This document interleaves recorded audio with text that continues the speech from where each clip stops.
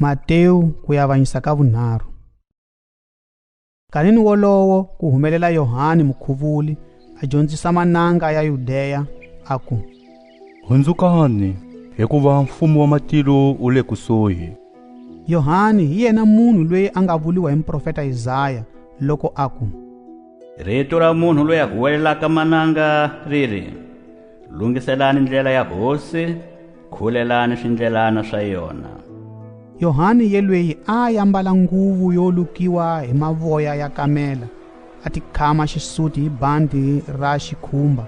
Swakudya swa yena a li tintete ni vulombe bya nhova.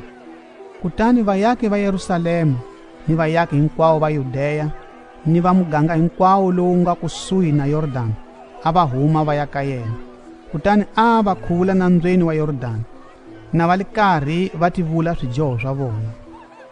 Kambe loko a vona vaFarisi ni Vasaduki lavo tala va ta ku ta khuvuliwa hi yena, a ku ka vona, rixaka ra swiphyahla, i mani loyi a mi byeleteleke leswaku mi ta pona ka vukarhi bya xikwembu lebyi taka xana? Vekani mihandzu leyi fambelanaka ni ku hundzuka ka n'wina.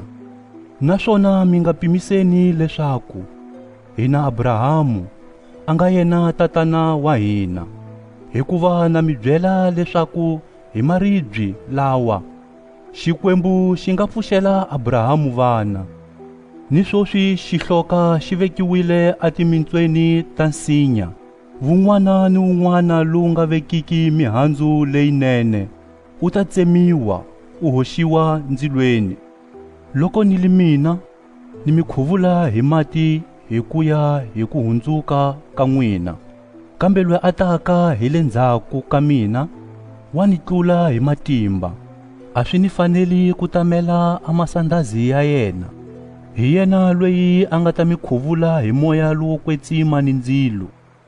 Rihlelo ri le vokweni ra yena, a ta phepheta hinkwaswo leswi nga xibulelweni xa yena. Kutani a trigu a ta ri chela tshaleni ra yena, kambe muhungu wona a ta wu hisa ndzilweni lowu nga timekiki.